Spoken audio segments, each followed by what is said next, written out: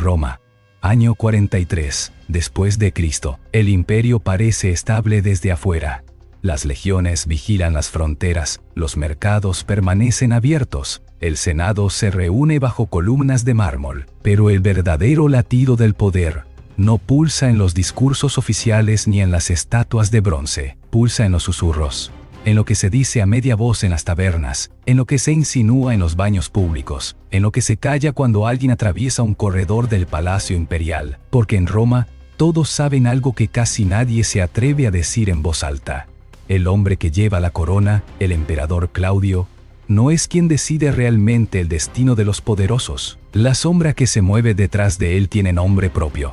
Valeria Mesalina. No hablamos de una emperatriz decorativa, de una figura ceremonial relegada a los rituales y las sonrisas públicas. Hablamos de una presencia que provoca silencio cuando se la menciona, de una fuerza que hace temblar a hombres acostumbrados a comandar ejércitos. Senadores veteranos, generales endurecidos por campañas en tierras lejanas, sienten un nudo en el estómago cuando reciben una invitación del palacio. No porque esperen honores, sino porque saben que algunos de quienes cruzan esas puertas no vuelven siendo los mismos. Roma es una sociedad obsesionada con la apariencia, con el honor visible, con la reputación que existe solo mientras los demás la reconocen. Aquí la identidad no vive adentro, sino en la mirada ajena, y perder esa mirada favorable puede ser más devastador que cualquier final súbito. Mesalina lo comprende desde muy joven. Comprende que el poder no siempre necesita proclamarse. A veces, basta con que todos crean que está en todas partes. Suscríbete ahora, porque lo que Mesalina hizo a estos hombres fue tan oscuro que Roma prefirió olvidarlo. Pero nosotros no olvidamos. Y cuando termines de escuchar esta historia, nunca volverás a ver el poder de la misma manera. La emperatriz invisible, nacida en una de las familias más ilustres de la aristocracia romana, ligada por sangre al primer emperador, Mesalina no llega al palacio como una desconocida. Se casa con Claudio siendo casi una adolescente, mientras él ya ha superado la madurez y carga con la reputación de ser subestimado por su propia familia. Para muchos, Claudio es una figura gris, un gobernante accidental después del caos dejado por Calígula. Para Mesalina es una oportunidad. Cuando Claudio sube al poder, ella no ha cumplido aún 20 años. Podría haberse conformado con el papel que la tradición reserva a las mujeres imperiales. Podría haberse limitado a la superficie brillante del estatus. Pero Roma no es un lugar donde la ambición duerma tranquila. Y Mesalina decide observar primero, aprender después y actuar cuando comprende dónde se esconde la verdadera palanca del dominio. Lo que descubre es inquietante y simple al mismo tiempo. El control no nace solo de las leyes ni de las espadas, sino del conocimiento. De saber quién teme qué, quién oculta deudas, quién pronuncia palabras imprudentes creyendo que nadie escucha. Y en ese mundo de secretos hay figuras que todos consideran insignificantes. Figuras invisibles, figuras que entran y salen de las habitaciones privadas sin despertar sospechas. Son los que abren las puertas al amanecer y las cierran al atardecer. Son los que retiran las copas después de una conversación tensa. Son los que permanecen inmóviles en una esquina mientras senadores y generales discuten creyendo que nadie importante los escucha. En una sociedad obsesionada con la jerarquía, nadie piensa en moderar sus palabras frente a ellos. Para muchos, son poco más que parte del mobiliario. Mesalina es una de las primeras en comprender el error de esta percepción. Capítulo 2. El imperio del susurro. Para comprender por qué lo que sucederá más adelante fue considerado por muchos como algo peor que la muerte misma, debemos primero entrar en ese universo silencioso. Un universo donde el poder no grita sino que susurra. Y donde quienes parecen no ser nadie pueden convertirse en la clave de todo. Roma acaba de salir de uno de los periodos más inestables de su historia reciente. El reinado de Calígula ha dejado una ciudad traumatizada, acostumbrada a la arbitrariedad, al miedo súbito, a la idea de que el poder puede transformarse en capricho en cualquier instante. Cuando Claudio es proclamado emperador tras el asesinato de su sobrino, muchos respiran aliviados. Pero ese alivio está teñido de incertidumbre. Claudio no es el modelo clásico del gobernante romano. Cojea, habla con dificultad y ha pasado gran parte de su vida en los márgenes de la política activa, estudiando historia mientras otros competían por el favor imperial. Durante años, su propia familia lo ha considerado inofensivo, casi irrelevante. Y sin embargo, ahora está al frente del imperio más vasto del mundo conocido. Esta contradicción marca su gobierno desde el primer día. Mesalina observa este escenario con atención. Sabe que Claudio necesita estabilidad, que teme el caos y que depende profundamente de quienes lo rodean para mantener el control. En un sistema así, el poder no se ejerce solo desde arriba, se filtra a través de los corredores, se negocia en privado, se consolida mediante lealtades invisibles. Mesalina comprende que si quiere sobrevivir y prosperar, debe construir algo propio dentro de ese laberinto. La Roma imperial está diseñada para excluir formalmente a las mujeres del poder político. No pueden ocupar cargos públicos ni hablar en el Senado. Pero esta exclusión no significa ausencia de influencia. Al contrario, empuja a las mujeres ambiciosas a operar en zonas grises, en espacios no reglamentados, donde las reglas son más flexibles y por eso mismo más peligrosas. Mesalina no es la primera en hacerlo, pero sí una de las más determinadas. Mientras Claudio se apoya en libertos imperiales para administrar la burocracia, Mesalina comienza a tejer su red dentro del palacio. No lo hace de modo brusco. Durante los primeros meses todo parece normal: banquetes, audiencias, ceremonias públicas. Pero bajo esa superficie, ella escucha, memoriza, conecta nombres con gestos, silencios con miradas esquivas. Cada detalle es una pieza potencial en un tablero mucho más grande. Lo que la diferencia de otros actores políticos es su temprana comprensión de algo fundamental. En un sistema saturado de jerarquías visibles, el verdadero poder a menudo se esconde en los márgenes. No en quien habla, sino en quien escucha. No en quien ordena, sino en quien observa sin ser observado. Y el palacio imperial está lleno de estas presencias silenciosas. Capítulo 3. Los invisibles del palacio. Entre estas figuras invisibles que se mueven por el palacio imperial, hay un grupo que Roma prefiere no mirar de frente. No ocupan cargos, no firman decretos, no aparecen en estatuas ni en discursos. Y sin embargo están en todas partes. Son los eunucos del palacio, hombres situados en un espacio ambiguo dentro del orden romano, tolerados, utilizados y despreciados al mismo tiempo. A diferencia de otras cortes del mundo antiguo, Roma no ha hecho de los eunucos un pilar formal de su administración. Su presencia es más discreta, casi incómoda, como un recordatorio constante de algo que no encaja del todo en el ideal romano de ciudadanía y masculinidad. Muchos provienen de las provincias orientales del imperio: Egipto, Siria, Asia Menor. Algunos han sido modificados en la infancia por razones religiosas, otros por decisiones tomadas por quienes los poseían. En todos los casos, llegan a Roma ya marcados como diferentes.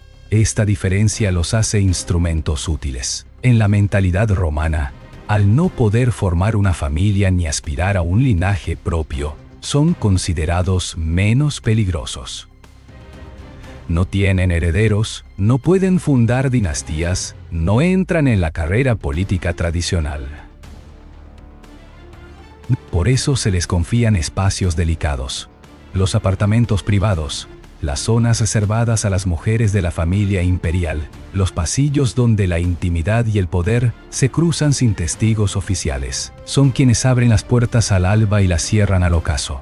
Son quienes retiran las copas después de una conversación tensa. Son quienes permanecen inmóviles en un rincón mientras senadores y generales discuten creyendo que nadie importante los escucha. En una sociedad obsesionada con la jerarquía, nadie piensa en moderar sus palabras frente a ellos. Para muchos son poco más que parte del decorado. Mesalina es una de las primeras en comprender el error de esta percepción.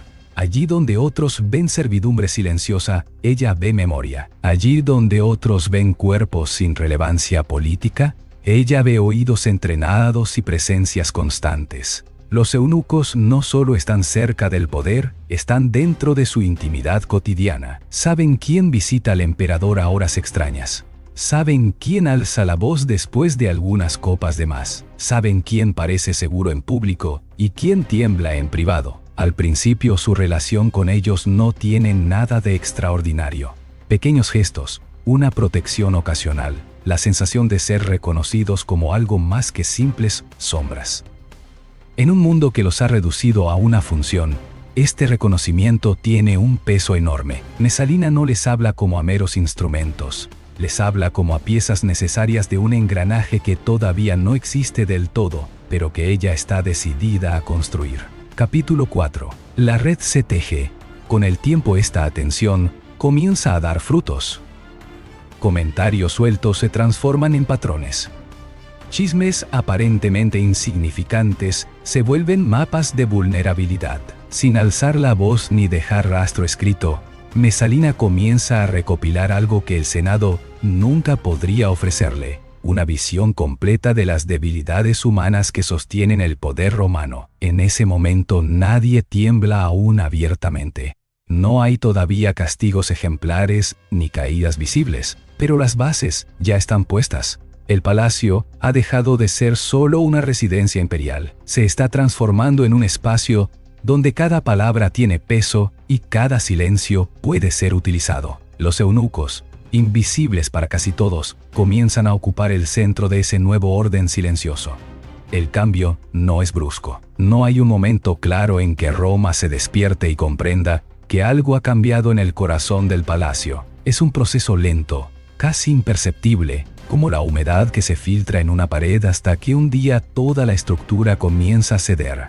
Mesalina entiende que el poder duradero no se impone de golpe, se cultiva. Al principio, las informaciones que le llegan son fragmentarias. Comentarios escuchados al pasar, tensiones entre aliados que parecen sólidos, viejos rencores que nunca han sanado. Nada de esto es todavía decisivo, pero Mesalina no busca golpes inmediatos, busca patrones. ¿Quién habla demasiado después del vino? ¿Quién baja la voz al mencionar al emperador? ¿Quién parece demasiado preocupado por asuntos financieros o familiares? Los eunucos se convierten poco a poco en algo más que simples transmisores.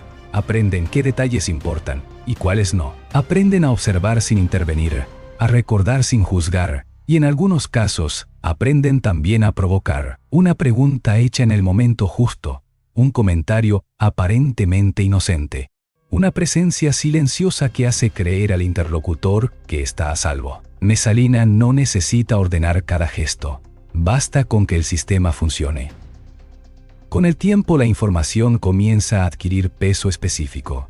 Ya no son solo rumores, son piezas que encajan entre sí. Deudas ocultas, ambiciones no declaradas, rivalidades que pueden reactivarse con un pequeño empujón. Mesalina comprende entonces una verdad: en Roma, casi todos tienen algo que perder, y ese algo bien manejado puede transformarse en una forma de control mucho más efectiva que la fuerza abierta. El arte de la destrucción silenciosa. Imaginemos una escena común, repetida muchas veces con mínimas variaciones. Un senador recibe una invitación a cenar en el palacio. Nada extraordinario. Claudio es conocido por su hospitalidad selectiva.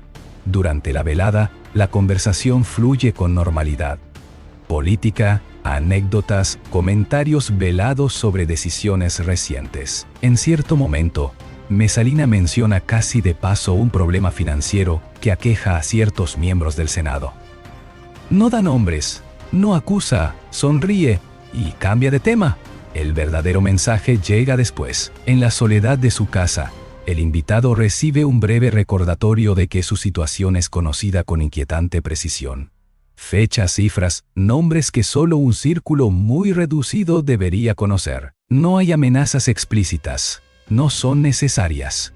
La comprensión es inmediata. Alguien ha visto lo que debía permanecer oculto. Desde ese momento la relación cambia. No es necesario pedir favores ni exigir lealtad. El miedo hace el trabajo.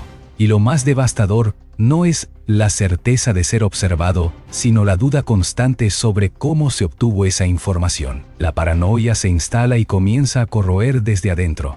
Este mecanismo se repite una y otra vez. cada caso adaptado a su objetivo, cada presión calibrada para no provocar una reacción abierta. Mesalina no busca escándalos, busca dependencia, un entramado de hombres poderosos que sin darse cuenta empiezan a medir sus palabras y decisiones en función de una sola figura.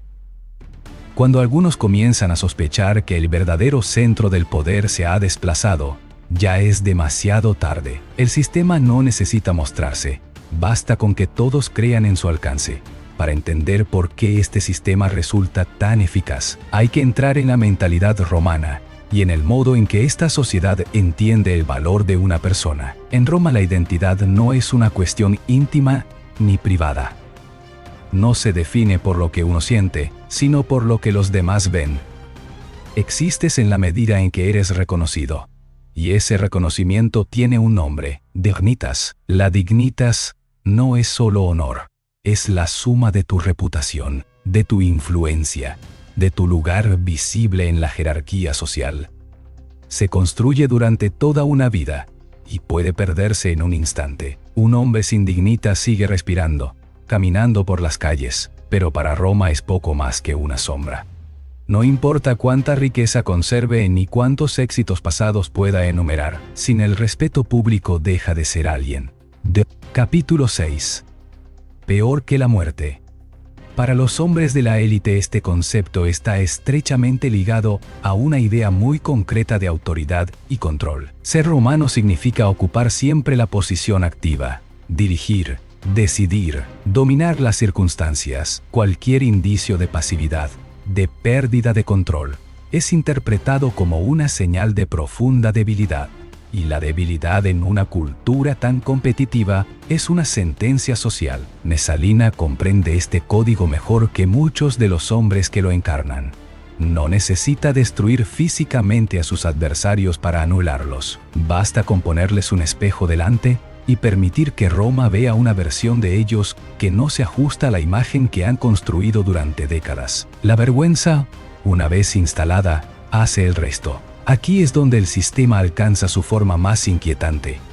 No se trata de eliminar rivales de modo visible. Eso generaría preguntas, debates, quizás incluso resistencia. Lo que Mesalina busca es algo más silencioso, una caída que no pueda ser del todo explicada. Una pérdida de estatus que nadie se atreva a defender públicamente por miedo a ser asociado con ella. Los rumores cumplen un papel crucial. No rumores burdos o exagerados, sino insinuaciones precisas, fragmentos de información compartidos en los círculos correctos, lo suficiente para que todos comprendan, pero nunca tanto como para provocar compasión. La víctima queda atrapada en un limbo, demasiado dañada para ser respetada, demasiado viva para ser recordada con honor. Quienes atraviesan este proceso no pierden solo influencia política, pierden la seguridad interior que les permite actuar. Cada aparición pública se convierte en un suplicio.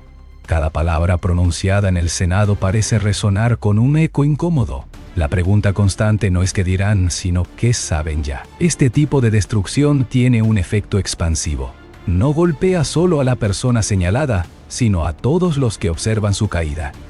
Cada caso se convierte en una advertencia silenciosa. Nadie necesita explicar el mensaje. Roma lo entiende sin que se pronuncie una sola palabra. Así el miedo no se impone mediante la fuerza abierta, sino mediante la anticipación. La élite comienza a autocontrolarse, a limitarse, a evitar cualquier gesto que pueda ser interpretado como un desafío. Mesalina no tiene que vigilar a todos. Basta con que todos crean que pueden ser observados.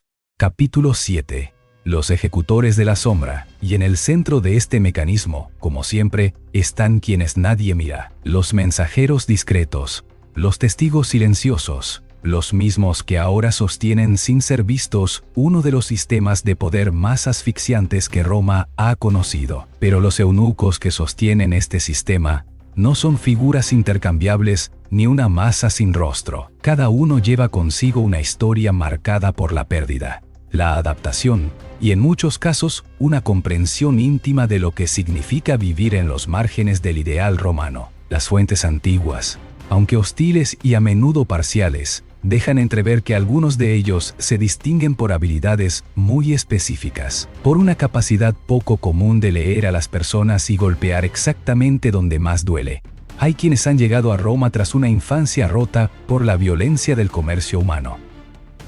Otros provienen de contextos religiosos, donde el cuerpo ha sido resignificado como parte de un sacrificio ritual. Algunos han pasado por varias manos antes de terminar en el palacio imperial, aprendiendo en el camino a observar sin ser vistos y a sobrevivir en estructuras de poder que no ofrecen ninguna protección legal. Esa experiencia los ha vuelto extremadamente atentos a los gestos, a las contradicciones, a los miedos escondidos detrás de las máscaras públicas. Mesalina sabe aprovechar ese conocimiento acumulado. No necesita explicarles la psicología romana. Ellos la viven cotidianamente desde una posición de exclusión. Saben perfectamente qué significa para un senador ser reducido al silencio, qué implica para un noble perder el respeto de sus pares, qué heridas nunca sanan porque son visibles solo en la mirada de los demás. En este sentido, no son simples ejecutores de órdenes, sino intérpretes expertos de un código social despiadado. Aquí surge una pregunta incómoda,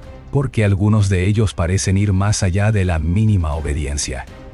Las explicaciones modernas señalan varias posibilidades que no se excluyen entre sí. Una de ellas es la identificación con quien detenta el poder. Mesalina, como ellos, opera fuera de las reglas formales. También es vista como una anomalía dentro del sistema. Una mujer que ejerce influencia real en un mundo diseñado para hombres. Para ciertos eunucos, ella puede representar una figura con la que es posible alinearse, no solo por supervivencia, sino por afinidad estratégica.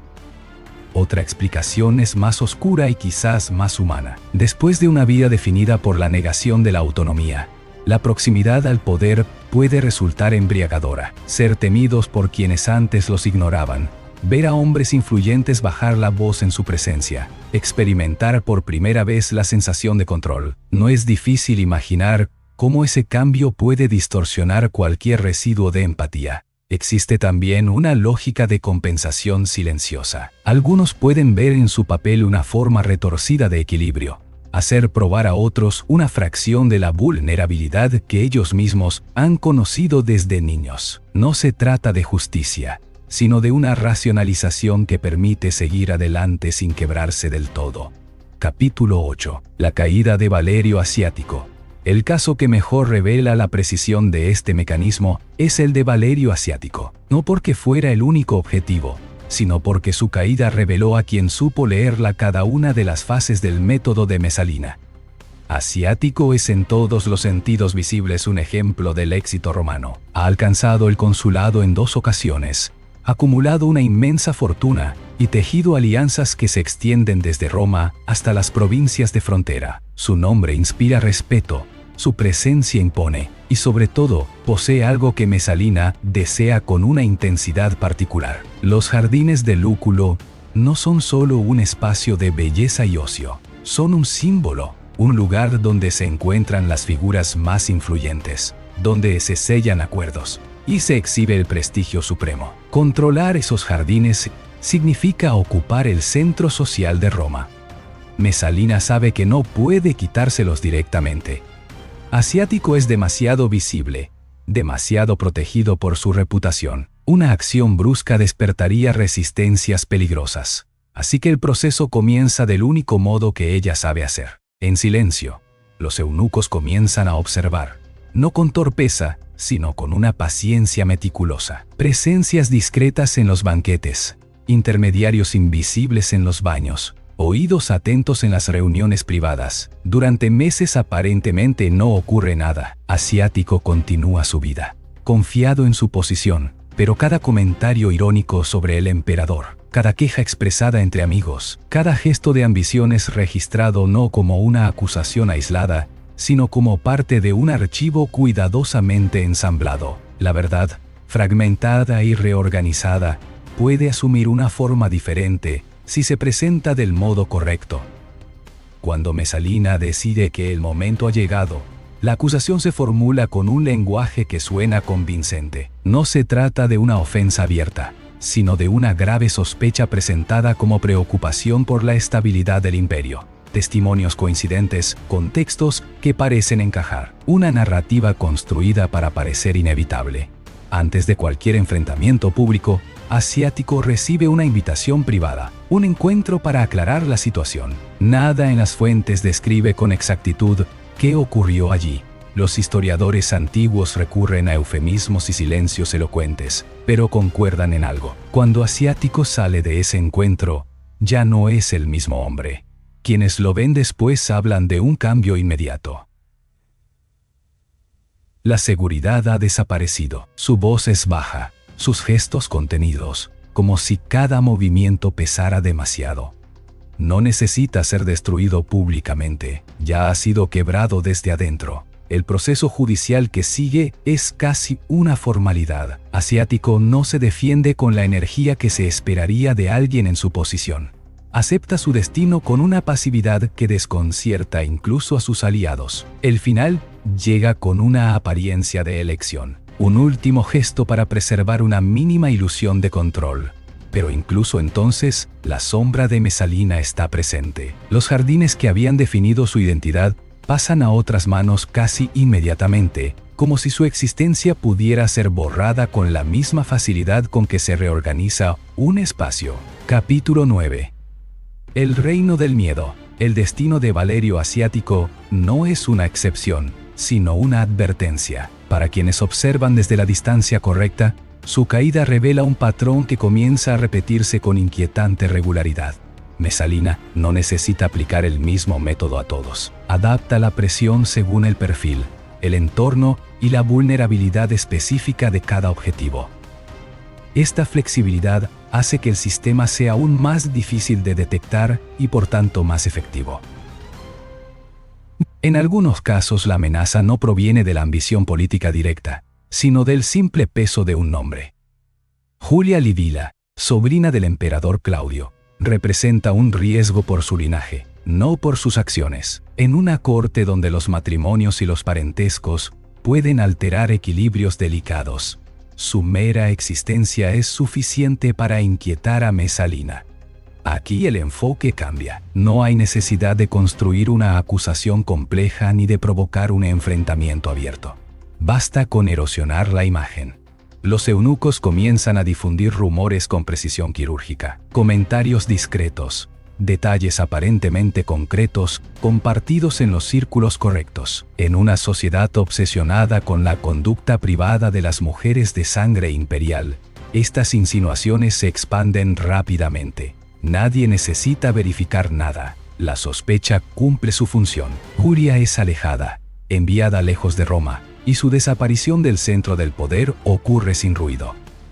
El sistema ha funcionado de nuevo. En otros casos la estrategia es puramente económica. Comerciantes extremadamente ricos, hombres cuya influencia no depende del Senado sino de rutas, contratos y flujos de bienes. Para ellos el arma no es la reputación política sino la exposición selectiva de prácticas habituales pero comprometedoras. Mesalina no busca destruirlos inmediatamente, prefiere absorberlos, transformarlos en dependientes silenciosos. Poco a poco la autonomía se diluye, y lo que desde fuera parece un declive comercial natural, esconde una apropiación calculada. Lo más inquietante de este período no es la cantidad de víctimas, sino la atmósfera que se crea entre quienes todavía no han sido tocados. La élite romana comienza a vivir bajo una tensión constante. Cada conversación es medida, cada gesto evaluado. Los encuentros privados se vuelven más breves, más ambiguos, llenos de eufemismos. Nadie sabe con certeza quién escucha ni a través de quién puede filtrarse una palabra mal dicha. Los eunucos aparecen en todas partes y en ninguna. En el palacio, cierto, pero también en espacios que se suponían neutrales. Mercados, termas, casas de conocidos. Su presencia ya no es tranquilizadora. Es una posibilidad, un recordatorio de que el límite entre lo público y lo privado se ha difuminado. Algunos historiadores modernos han comparado esta atmósfera con la de sistemas de vigilancia mucho más recientes. La comparación no es exacta en términos de alcance, pero sí lo es en cuanto al efecto psicológico. Cuando el miedo se interioriza, el control se vuelve casi automático. Nadie necesita ordenar el silencio. El silencio se produce por sí solo. Capítulo 10. El error fatal. Mesalina ha logrado algo extraordinario: gobernar sin aparecer como gobernante. Su poder no se manifiesta en decretos ni en ceremonias, sino en la conducta modificada de quienes la rodean. Mientras esa conducta se mantenga, el sistema podría continuar indefinidamente. Pero incluso las estructuras más sutiles dependen de una premisa frágil: la percepción de invulnerabilidad. Y esa percepción está a punto de romperse. El principio del fin llega de un modo tan inesperado como revelador. Durante años Mesalina ha actuado con la seguridad de quien cree que su control es absoluto. Ha eliminado amenazas, acumulado riqueza y tejido lealtades forzadas sin que nada parezca desestabilizar su posición. Pero el poder, cuando se ejerce durante demasiado tiempo sin oposición visible, tiende a generar una peligrosa ilusión de inmunidad. Es entonces cuando aparece Cayo Silio, joven, atractivo, perteneciente a una familia senatoria respetada. Silio encarna todo lo que Claudio no es. Las fuentes antiguas describen una relación que pronto supera los límites de la prudencia. Para los cronistas hostiles, se trata de una obsesión impulsiva que nubla el juicio de Mesalina. Para algunos historiadores modernos, sin embargo, el episodio sugiere algo más complejo: una maniobra arriesgada que mezcla ambición política y deseo personal. Mientras Claudio se encuentra fuera de Roma por asuntos imperiales, Mesalina y Silio llevan a cabo una ceremonia que desafía abiertamente las normas romanas. Las interpretaciones varían, pero el mensaje es claro para quienes saben leerlo. Se ha cruzado una línea que ya no puede ser disimulada con chismes o silencios. Esta vez la transgresión no está destinada a permanecer en la sombra. Aquí ocurre un giro decisivo. Algunos de los eunucos que han sostenido el sistema comienzan a inquietarse. Conocen mejor que nadie la fragilidad de los equilibrios políticos. Saben que si Mesalina cae, ellos caerán con ella. Y el gesto con Silio parece exactamente el tipo de error que hará imposible cualquier negación futura.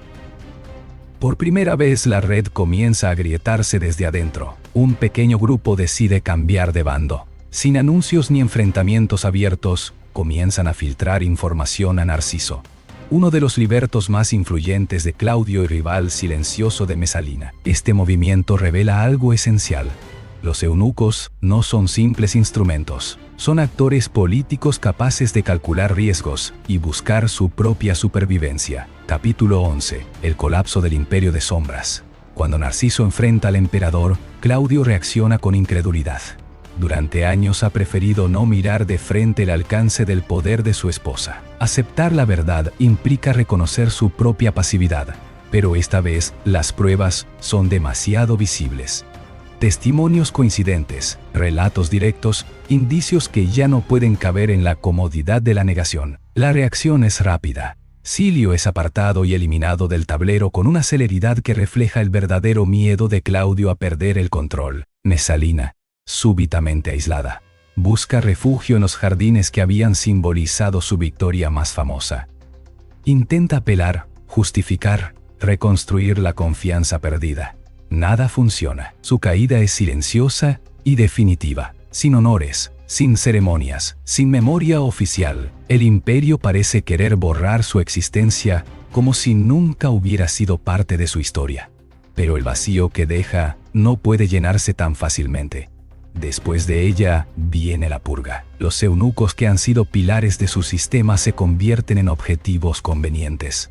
Algunos son castigados públicamente, otros desaparecen, pocos sobreviven gracias a su temprana traición. Roma elige una solución simple: personalizar la culpa, castigar a los intermediarios y evitar así una pregunta más incómoda: ¿cómo fue posible que todo esto ocurriera? La respuesta queda sepultada bajo el silencio oficial, pero la historia, incluso cuando se intenta domesticarla, deja huellas. Y esas huellas nos recuerdan que el verdadero peligro no reside solo en individuos excepcionales, sino en los sistemas que permiten que el miedo gobierne sin mostrarse. Lo que Mesalina hizo a los eunucos de su palacio no fue simplemente usarlos como herramientas, fue algo mucho más profundo y perturbador.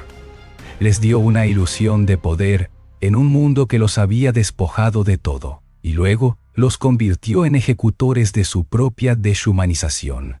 Les hizo creer que finalmente importaban, que sus voces silenciosas tenían peso, que su invisibilidad podía transformarse en su mayor fortaleza. Y cuando les dio ese poder, los obligó a ejercerlo de la manera más cruel posible, convirtiéndolos en instrumentos de una destrucción que no dejaba cadáveres pero sí almas rotas. Capítulo 12. El verdadero castigo. El castigo que Mesalina infligió a los eunucos no fue la muerte. Fue algo peor. Fue hacerlos cómplices de un sistema que destruía la dignidad humana de la misma forma en que la de ellos había sido destruida. Fue tomar hombres que ya habían sido mutilados, despojados de su identidad, arrancados de sus hogares y familias, y darles la oportunidad de infligir ese mismo dolor a otros. No la mutilación física, sino algo más sutil y devastador. La aniquilación social, la destrucción de la reputación, el despojo de la dignidad. Les dio el poder de convertirse en lo que más debían haber odiado, en agentes de la humillación y la vergüenza.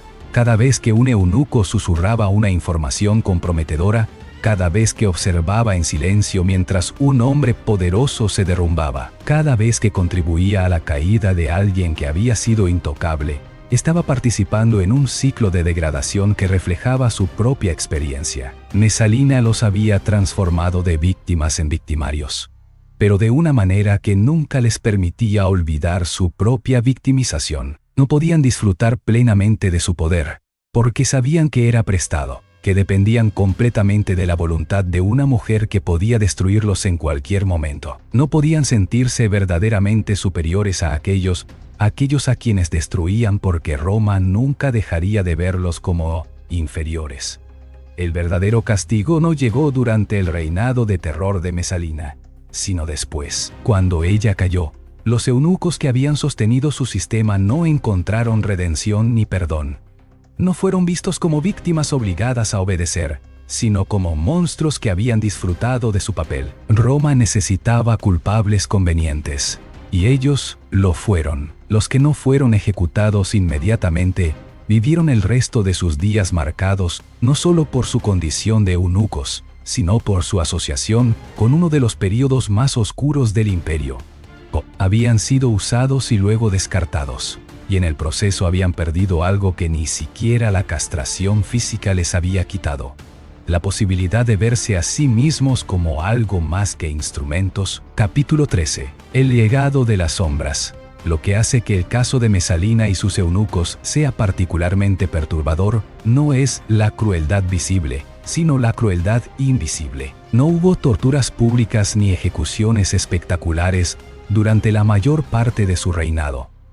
Lo que hubo fue una lenta y metódica destrucción de la humanidad, tanto de las víctimas como de los ejecutores. Mesalina demostró que el poder no necesita ser obvio para ser absoluto, y que la destrucción más completa no deja cicatrices visibles, sino heridas que nunca pueden ser explicadas del todo a quienes no las han experimentado. Los eunucos del palacio de Mesalina vivieron una paradoja terrible. Por primera vez en sus vidas, fueron importantes, fueron escuchados, fueron temidos. Pero ese poder venía envenenado desde su origen. No era suyo, era de ella. No los liberaba, los ataba aún más fuertemente a su condición de marginados. No les devolvía su dignidad, la reemplazaba con una ilusión que se desmoronó en el momento en que su patrona cayó. Y cuando cayó, descubrieron que el precio de su breve momento de relevancia era convertirse en los villanos de una historia que Roma prefería no examinar demasiado de cerca. La historia de Mesalina y sus eunucos es la historia de cómo el poder corrompe no solo a quien lo ejerce, sino también a quienes lo sostienen desde las sombras. Es la historia de cómo la exclusión sistemática crea vulnerabilidades que pueden ser explotadas por quienes entienden la psicología del resentimiento y la desesperación. Es la historia de cómo una sociedad que define a las personas por su estatus visible es particularmente vulnerable a quienes aprenden a operar en los espacios invisibles. Y sobre todo, es la historia de un castigo peor que la muerte. El castigo de ser convertido en el instrumento de tu propia degradación moral. Capítulo 14. Ecos en el tiempo. Siglos después de la caída de Mesalina, su nombre sigue evocando una mezcla de fascinación y horror. Los historiadores antiguos la pintaron como un monstruo de depravación, pero esa caracterización dice más sobre los miedos romanos acerca del poder femenino que sobre la realidad histórica. Lo que es innegable es que Mesalina comprendió algo fundamental sobre la naturaleza del poder, que funciona mejor cuando es invisible, cuando opera a través de otros, cuando se basa no en la fuerza sino en el conocimiento y el miedo. Los eunucos que sirvieron en su sistema no fueron simplemente víctimas, ni simplemente villanos. Fueron seres humanos complejos colocados en situaciones imposibles, obligados a elegir entre la total insignificancia y una relevancia moralmente comprometida. Algunos probablemente actuaron con crueldad, porque el poder corrompe incluso a quienes han sido despojados de casi todo. Otros quizás simplemente hicieron lo necesario para sobrevivir en un mundo que nunca les había dado ninguna otra opción. Y algunos, en los momentos finales, cuando la red comenzó a derrumbarse, encontraron el coraje para traicionar al sistema que los había usado, aunque esa traición no les trajera salvación. El legado de Mesalina no está en los jardines que codició ni en la riqueza que acumuló. Está en la demostración de que los sistemas de poder más efectivos son aquellos que convierten a los oprimidos en opresores, que transforman a las víctimas en cómplices, que hacen que la vigilancia sea interna en lugar de externa. Roma aprendió esa lección, aunque prefirió atribuir toda la culpa a una mujer ambiciosa y a los eunucos que la sirvieron. Fue más fácil que admitir que el sistema había permitido que todo eso sucediera, que la estructura social romana contenía las semillas de esa corrupción. Conclusión: peor que la muerte.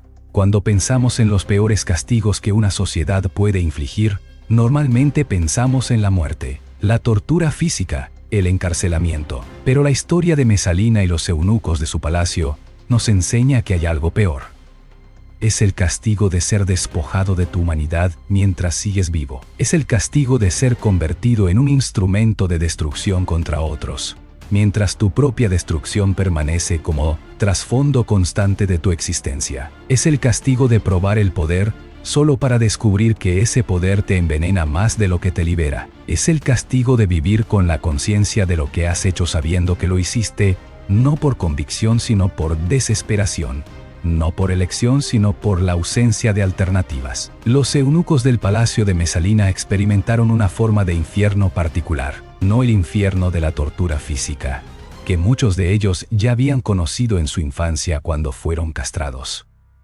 No el infierno del olvido, porque durante un tiempo fueron importantes y temidos. Experimentaron el infierno de la relevancia corrupta, de ser finalmente vistos, pero solo como monstruos, de tener finalmente poder, pero solo para destruir, de ser finalmente escuchados, pero solo cuando susurraban los secretos que destruirían vidas. Y cuando todo terminó, cuando Mesalina cayó y su sistema se desmoronó, no encontraron redención, sino solo más castigo, más exclusión, más desprecio. Roma enterró esta historia bajo capas de condena moral y escándalo sexual, pero lo que realmente había sucedido era mucho más perturbador que cualquier exceso personal. Lo que había sucedido era la creación de un sistema donde los más marginados de la sociedad se convirtieron en los guardianes más efectivos del orden a través del terror silencioso, donde hombres que habían sido despojados de su virilidad en el sentido físico ejercieron una forma retorcida de poder masculino al destruir la dignitas de otros hombres, donde las víctimas se transformaron en victimarios sin dejar de ser víctimas. Eso fue lo que Mesalina hizo a los eunucos de su palacio. Los convirtió en fantasmas vivientes que perseguían a otros, en sombras que proyectaban oscuridad, en herramientas que cortaban pero que sangraban con cada uso. Y ese, en la Roma antigua con su obsesión por la dignidad y el honor, Era verdaderamente un destino peor que la muerte.